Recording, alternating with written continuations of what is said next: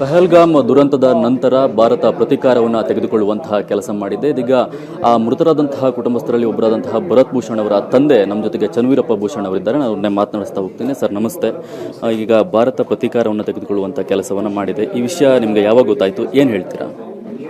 ಅದು ಬೆಳಗ್ಗೆ ನ್ಯೂಸ್ 6 ಗಂಟೆ ನ್ಯೂಸ್ನಲ್ಲಿ ನಮಗೆ ಪ್ರತೀಕಾರದ ಇದು ಗೊತ್ತಾಯಿತು.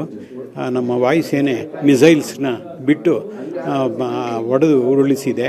9 ನೆಲೆಗಳು ಇತ್ತು ಅವರಲ್ಲಿ, ಪಾಕಿಸ್ತಾನದಲ್ಲಿ ಉಗ್ರರ ಅಡಗುದಾಣಗಳು. ಅಲ್ಲಿ ಟ್ರೈನಿಂಗ್ ಎಲ್ಲ ಆಗ್ತಾಯಿತ್ತು ಅವರಿಗೆ.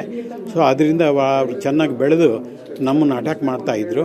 ಅಂಥವ್ರನ್ನ ಮೋದಿಯವರು ಮನಸ್ಸು ಮಾಡಿ ಈ ಒಂದು ಎಲ್ಲೆಲ್ಲಿ ಟ್ರೈನಿಂಗ್ಸ್ ಆಗ್ತಾಯಿದೆ ಆ ಸ್ಥಳಗಳನ್ನ ಹೋಗಿ ಒಡೆದು ಉರುಳಿಸಿ ಅಂತ ಆದೇಶ ಕೊಟ್ಟರು. ಅದರಿಂದ ಅವ್ರನ್ನ ಒಡೆದು ಹಾಕಿದ್ದಾರೆ. ಹಲವು ಜನ ಮಹಿಳೆಯರ ಕುಂಕುಮವನ್ನು ಅಳಿಸುವಂತಹ ಕೆಲಸ ಇಲ್ಲಾಗಿತ್ತು. ಅದಕ್ಕೆ ಆಪರೇಷನ್ ಸಿಂಧೂರ ಅಂತ ಹೆಸರಿಟ್ಟಿದ್ದಾರೆ. ಏನು ಹೇಳ್ತೀರಾ? ಸರಿಯಾಗಿದೆ, ಹೆಸರು ಸರಿಯಾಗಿದೆ. ಯಾಕೆ ಅಂತಂದರೆ ಭಾಳಷ್ಟು ಮಹಿಳೆಯರು ಕಣ್ಣೀರಿನಲ್ಲಿದ್ದಾರೆ, ಈಗ ಭಾಳ ನೋವಿನಲ್ಲಿದ್ದಾರೆ. ಆ ಹೆಸರು ಇಟ್ಟಿರೋದು ಒಳ್ಳೆಯದೇ. 30ಕ್ಕೂ ಹೆಚ್ಚು ಜನ ಉಗ್ರರು ಈ ದಾಳಿಯಲ್ಲಿ ಮೃತರಾಗಿದ್ದಾರೆ ಅನ್ನುವಂಥ ಒಂದು ಮಾಹಿತಿ ಇರುವಂಥದ್ದು. ಏನು ನಿರೀಕ್ಷೆ ಮಾಡ್ತೀರಾ? ಆ ಉಗ್ರರು ಇನ್ನೂ ಸುಮಾರು ಜನ ತಪ್ಪಿಸ್ಕೊಂಡಿದ್ದಾರೆ. ಅವ್ರನ್ನೂ ಹೊಡೆದಾಕಬೇಕು. ಅವರ ತಾಣಗಳು ಅಂದರೆ ಅವರ ಒಂದು ಹೈಡೌಟ್ಸ್ ಏನಿದೆ ಅದನ್ನು ಪತ್ತೆ ಹಚ್ಚಿ ಭಾರತ ಸರ್ಕಾರ ಅವ್ರನ್ನ ಪೂರ್ತಿ ಮಟ್ಟ ಹಾಕಿ ಇನ್ನು ಮುಂದೆ ಈ ರೀತಿ ಉಗ್ರ ಚಟುವಟಿಕೆಗಳು ಎಲ್ಲಿಯೂ ನಡೀಬಾರ್ದು.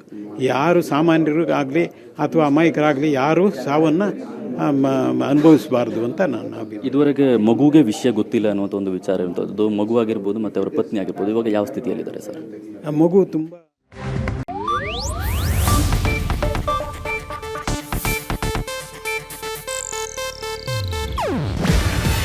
ಇದು ಏಷ್ಯಾನೆಟ್ ನ್ಯೂಸ್ ನೆಟ್ವರ್ಕ್ ಪ್ರಸ್ತುತಿ. ನೀವು ನೋಡ್ತಿದ್ದೀರಾ ಏಷ್ಯಾನೆಟ್ ಸುವರ್ಣ ನ್ಯೂಸ್.